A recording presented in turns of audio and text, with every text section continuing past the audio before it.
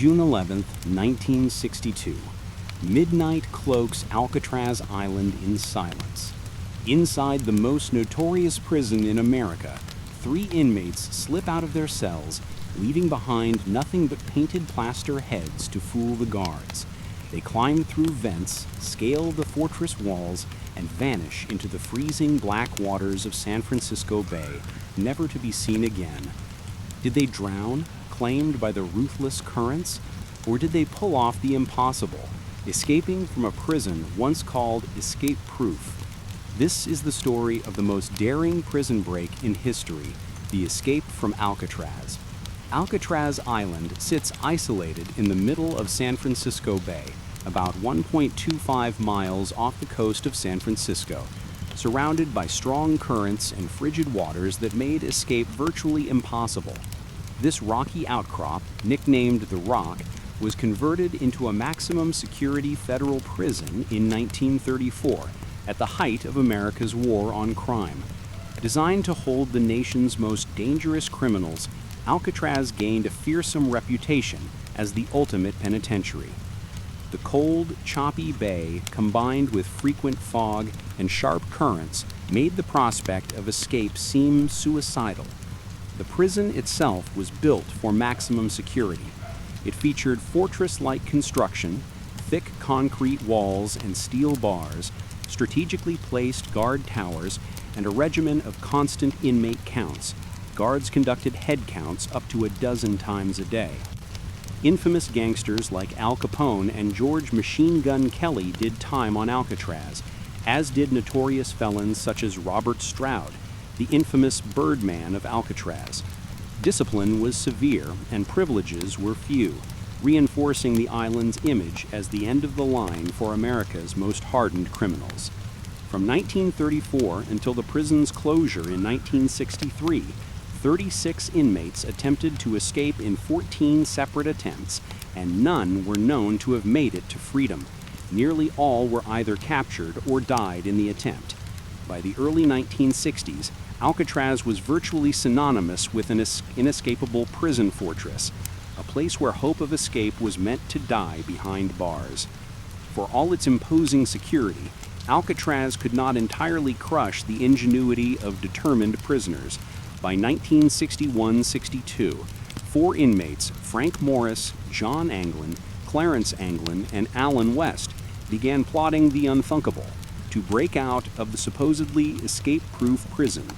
Each of these men had a history of daring and defiance that would prove crucial in the attempt. Frank Lee Morris was presumed the mastermind of the group, a seasoned criminal with an extraordinary intellect. Orphaned at 11, Morris spent his youth bouncing between foster homes and reformatories, and he was first convicted of a crime at 13. In the years that followed, he was arrested for offenses ranging from narcotics possession to armed robbery. More importantly, Morris had a reputation as an escape artist. He had broken out of multiple prisons before being sent to Alcatraz. He arrived on the island in January 1960 after repeated escape attempts at other institutions, which made him exactly the type of high-risk inmate Alcatraz was built to hold. Federal officials considered Morris highly intelligent. His IQ was reported 133, and this cunning would serve him well in planning the escape. John William Anglin and Clarence Anglin were inseparable brothers who turned to crime together. They grew up as 2 of 14 children in a poor farming family from Georgia, and started robbing banks in the 1950s. Both brothers were known for attempting to escape confinement whenever they could. After a 1958 bank heist in Alabama landed them in federal prison, John, born 1930, and Clarence, born 1931, were transferred to Alcatraz, in part because of their history of escape attempts. On the Rock, the Anglin brothers were assigned adjacent cells, and their close bond would prove vital in coordinating the escape plan. Like Morris, they were clever and restless, eager for a chance to break free. Alan West was the 4th member of the would-be escape team, though he ultimately would not make it out. West was a convicted car thief with a long rap sheet. He'd been arrested over 20 times in his life. Importantly, he too had a history of trying to escape. In 1957, after an escape attempt from a Florida prison, West was sent to Alcatraz to finish a 10-year sentence for car theft. Described by fellow inmates as impulsive and sometimes troublesome, West nonetheless became a key part of the escape plot. He was housed in a cell near Frank Morris and the Anglin brothers, and he readily joined their conspiracy. Interestingly, Morris and the Anglin brothers already knew each other from previous stints in federal prison. They had met during earlier incarcerations in Atlanta and Florida, and being reunited at Alcatraz allowed them to quickly renew their partnership. By late 1961, these four men, Morris, John Anglin, Clarence Anglin, and Allen West, found themselves side by side in adjacent cells, sharing a single determination: to do what no one had done before and escape from Alcatraz. Beginning in late 1961, the four inmates embarked on an extraordinarily elaborate escape plan that would take 6 months of quiet preparation. It started with a stroke of opportunity. Each man's cell had a small ventilation grill in the back wall, just beneath the sink, about 6 inches by 9 inches in size. These vents opened into an unguarded utility corridor that ran behind the cell block. If the prisoners could enlarge the openings enough to crawl through, they would have access to a hidden area behind the cells, a perfect staging ground for an escape. Night after night, by the dim glow of their cell lights, Frank Morris and his partners set to work chipping away at the concrete around the grates, careful to do so in total secrecy. To accomplish this, they relied on ingenuity and improvised tools. One inmate found some discarded old saw blades in a utility corridor, and the group slowly amassed what they needed to breach the walls. They pilfered metal spoons from the dining hall and fashioned a crude hand drill from the motor of a broken vacuum cleaner. Using these tools, the prisoners painstakingly bored small holes in a ring around each vent opening, weakening the concrete. Bit by bit, they chipped and pried at the corroded wall. After weeks of tedious labor, they were able to remove an entire section of the wall around each vent, creating holes large enough for a man to squeeze through. The inmates cleverly hid the ongoing work by camouflaging the openings. During the day, they covered the holes with painted cardboard or whatever else they could find, making them look like intact walls. Making noise was unavoidable during this clandestine construction, so the men devised ways to mask it. The clink of metal on concrete and the whir of their homemade drill were muffled by the daily routine of prison life. During music hour, Frank Morris would play his accordion loudly in his cell, using his musical sessions as a cover for the sounds of digging.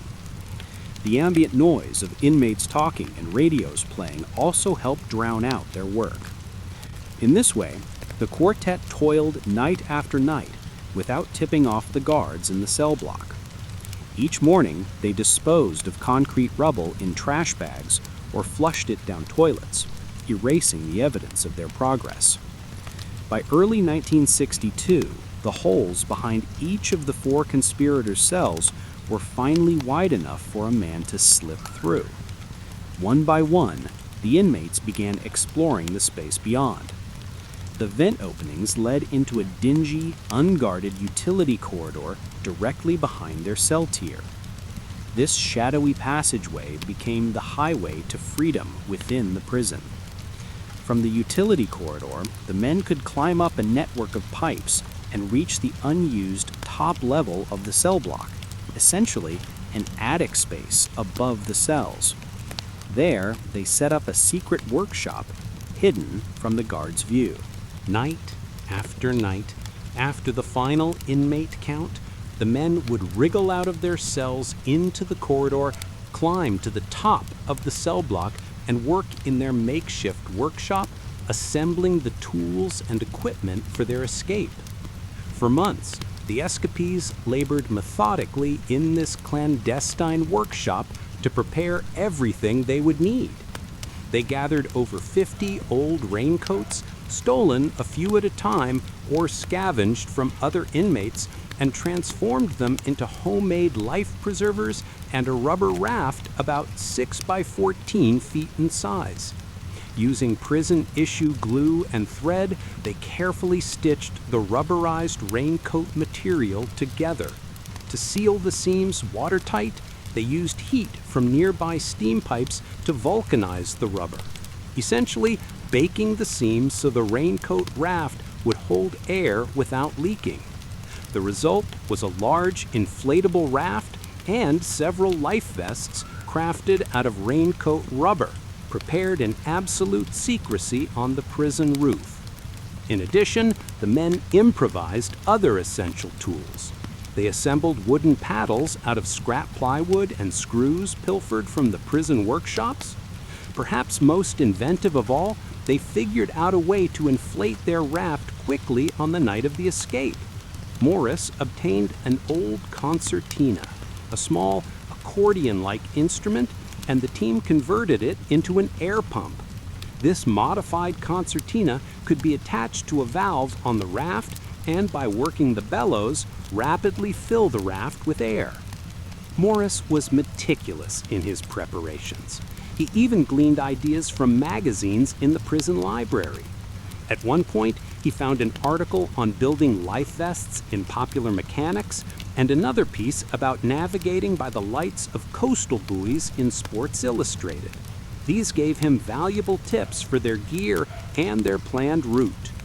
By June 1962, the men had stockpiled an impressive array of escape equipment in their hidden workshop. Handmade life vests, a fully assembled rubber raft, cleverly folded and ready to go, paddles, and a means to inflate their craft. At the same time, the plotters scouted for a way out of the main prison building itself.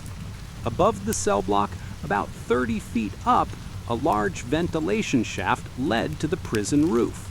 During their covert workshop sessions, the inmates climbed the plumbing pipes and examined the shaft from below.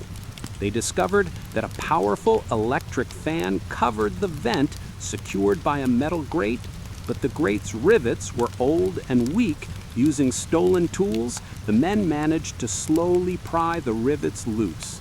To avoid detection, they left the fan and grill in place, held tenuously by a fake bolt they molded out of soap.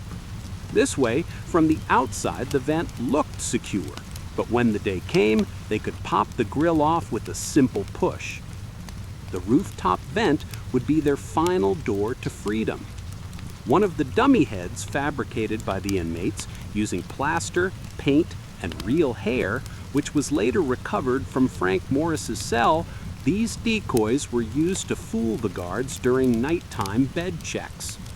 To delay the guards from realizing they were gone, the escape team also created lifelike dummy heads and planned to leave them in their bunks as decoys. In the dim light of early morning, a guard peering in would see what looked like a sleeping inmate. This ruse was intended to buy the escapees a critical head start before anyone realized they were missing. By early June 1962, after half a year of laborious preparation, Frank Morris, John Anglin, Clarence Anglin, and Alan West were finally ready to execute their plan. They had stealthily widened their cell vents, built a raft and life jackets, assembled tools, and prepared clever decoys, all under the very noses of the guards. What remained was to wait for the right moment to put their daring scheme into action.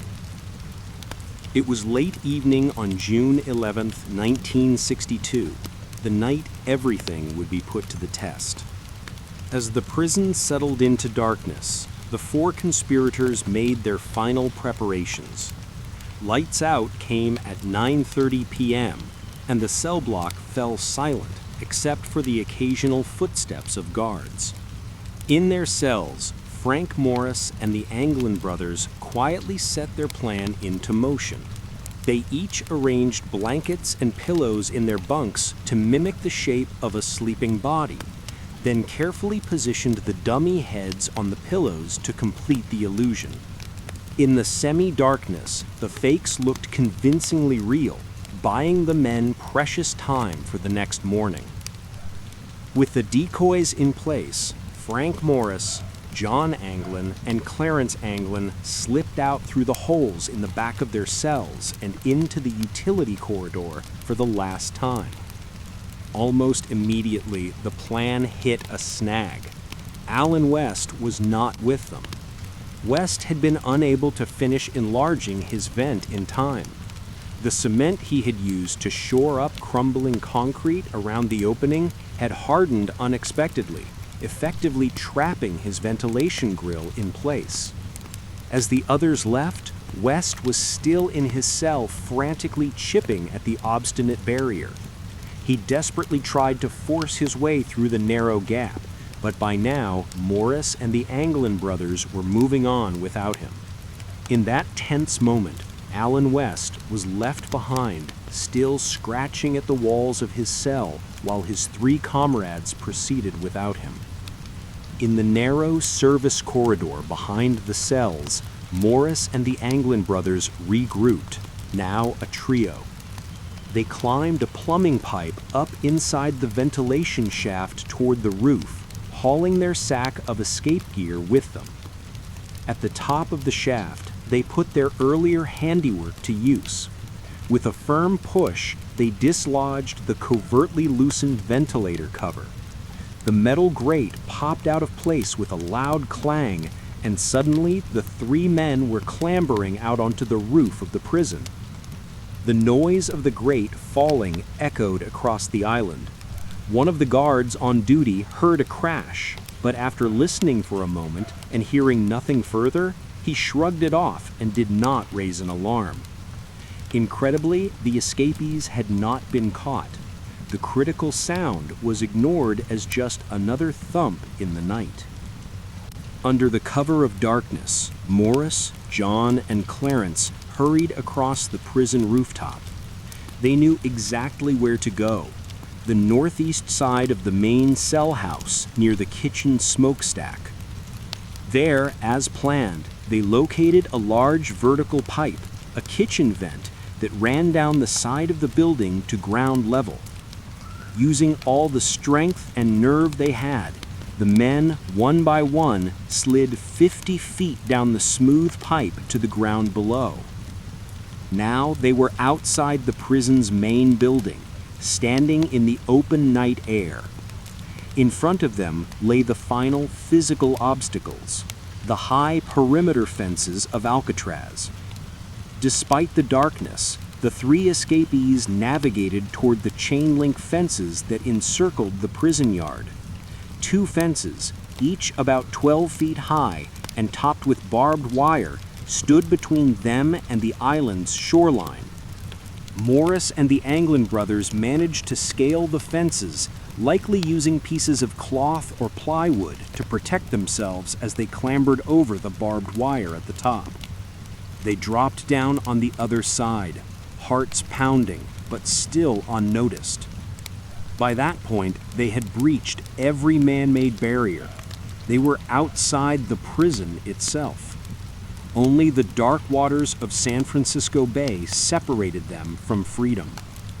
The three men made their way to the northeast shoreline of Alcatraz Island, near a terrain feature known as Little Alcatraz and the island's power plant.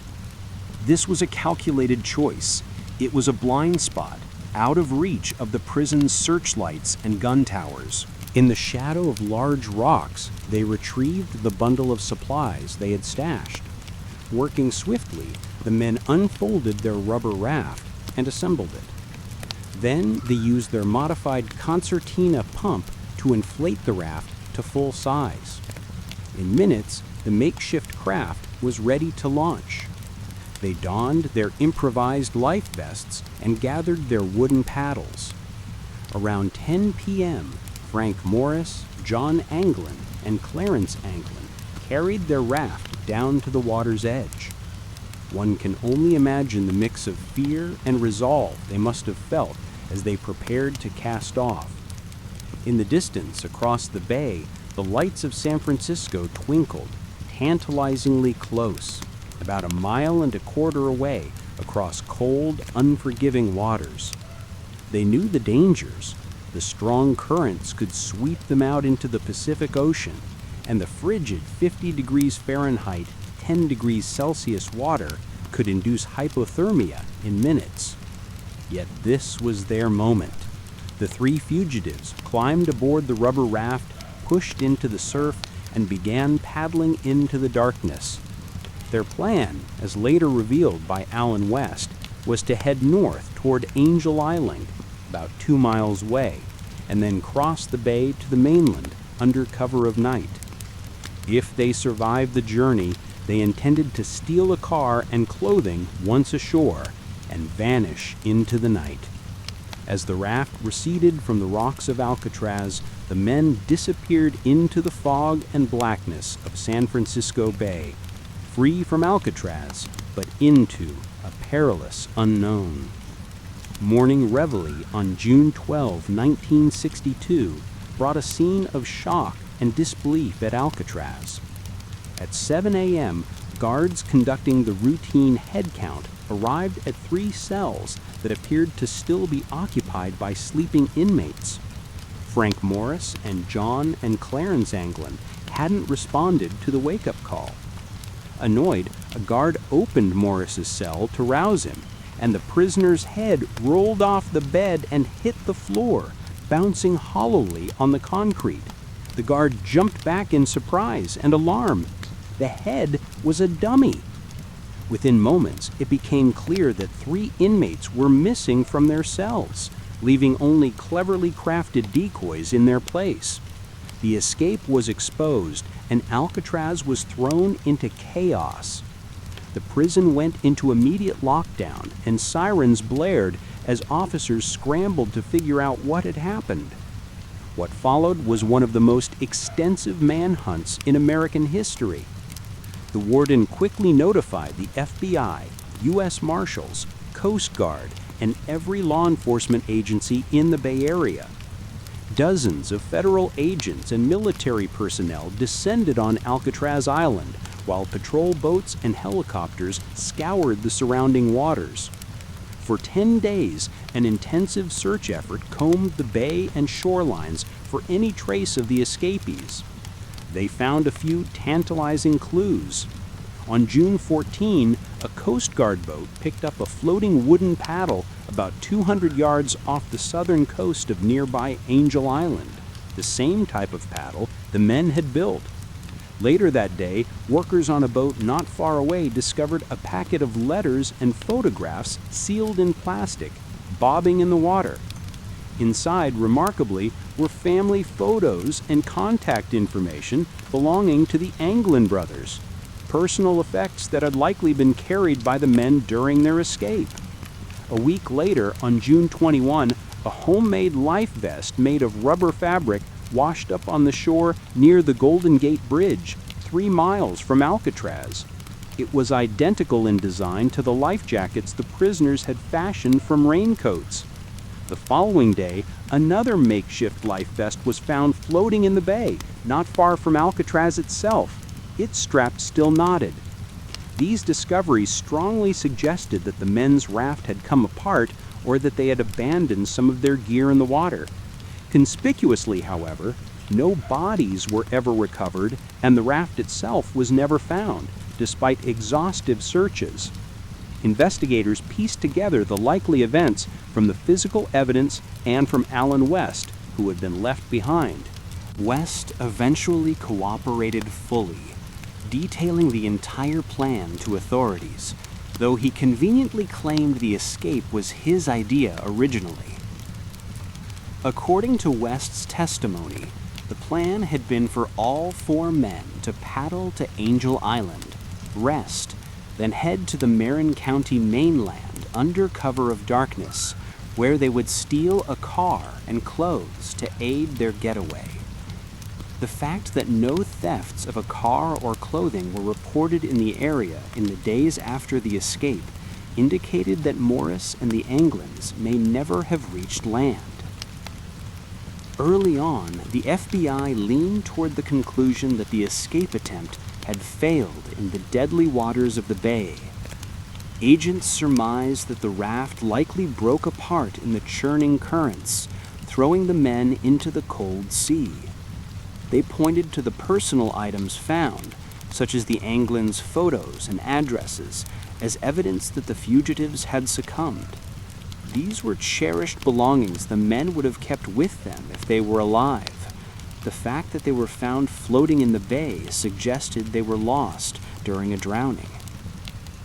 Still, because no corpses turned up immediately, the FBI had to operate under the assumption that the prisoners might have reached shore. The search continued intensively for days, then weeks. False leads and rumors popped up. A report of a stolen car proved baseless, and unverified stories of mysterious men turning up in local towns were investigated and dismissed. As weeks turned to months, the trail grew cold. In the months and years after June 1962, the fate of the three escapees became one of the great unsolved mysteries of American crime. Did they drown, or did they beat the odds and survive? Opinions were divided. In December 1962, only 6 months after the trio vanished, another Alcatraz inmate named John Paul Scott proved that escaping and swimming to shore was not entirely impossible. Scott squeezed through a window in the prison's kitchen and swam from Alcatraz to the mainland, a distance of about 2.7 miles, using water wings made from inflated rubber gloves. He was found half dead from hypothermia, lying on rocks near Fort Point beneath the Golden Gate Bridge, but he survived the swim. The fact that a lone prisoner managed to reach shore in those conditions, albeit barely, fueled hope that Morris and the Anglin brothers could have done the same with their raft and teamwork. On the other hand, the odds were clearly against the Alcatraz three. The water was brutally cold, the currents notoriously strong, and they had chosen a night with swift outgoing tide. After following hundreds of leads with no confirmed sighting of the men, the FBI grew increasingly convinced that the escapees had perished. For 17 years, the FBI continued to investigate the case, chasing down any tip or lead that arose, from alleged sightings in Texas and Florida to rumors of the trio in South America, but none yielded concrete evidence. Finally, on December 31st, 1979, the FBI formally closed its investigation of the Alcatraz escape. The Bureau's official conclusion was that Frank Morris, John Anglin, and Clarence Anglin most likely drowned on the night of June 11th, 1962, in the frigid waters of San Francisco Bay.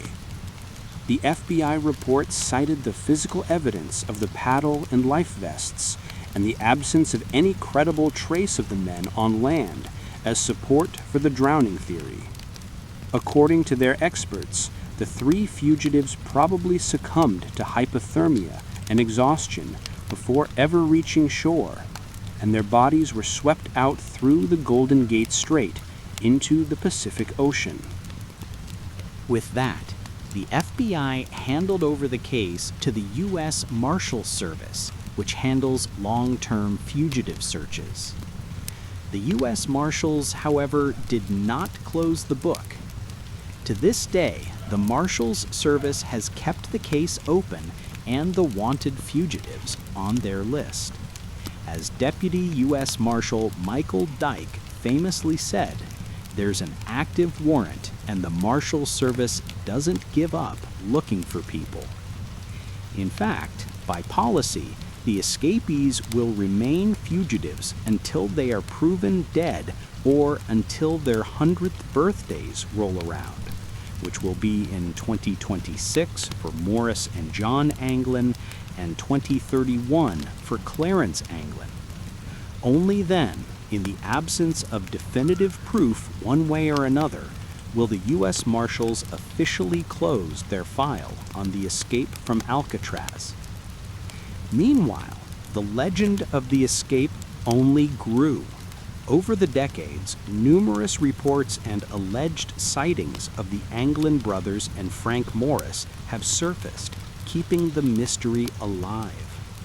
The Anglin family, in particular, provided some intriguing anecdotes. They claimed that for years the family received mysterious unsigned postcards and messages that could be from John or Clarence. More hauntingly, the Anglin's mother, according to family lore, received flowers anonymously every Mother's Day until her death in 1973, a gesture they suspect came from her fugitive sons. At Mrs. Anglin's funeral in 1973, two unusually tall women in heavy makeup were reportedly seen paying respects, women whom some family members believed were John and Clarence in disguise. In 1989, when the Anglin father died, two unfamiliar bearded men were allegedly photographed at the funeral, then slipped away without speaking to anyone. Were these simply tall tales and coincidences, or were the escapees secretly in touch with their family? Federal investigators noted these stories but could never verify them. They maintained that none of the reports of the men's survival, including purported sightings in Florida or Brazil, ever produced definitive proof. In 2018, a startling piece of evidence came to light. In the news, a letter was made public that had been sent to the San Francisco police in 2013, claiming to be from John Anglin. In the letter, the writer, supposedly John, stated that he had indeed escaped Alcatraz in 1962 along with Frank Morris and his brother Clarence. He claimed that Morris had died in 2008 and Clarence in 2011, and that he himself was still alive but in poor health, age 83 at the time of writing. The writer offered a deal. He would turn himself in for a short prison sentence in exchange for medical treatment for his cancer. The FBI examined the letter for authenticity, conducting handwriting analysis and DNA tests on the envelope. The results were inconclusive. If John Anglin wrote it, he would be in his 90s today and possibly still on the run. If it was a hoax, it was an extremely clever one. The authorities have never publicly confirmed the letter as genuine, and the mystery endures. In the wake of the escape, Alcatraz prison's reputation was never the same.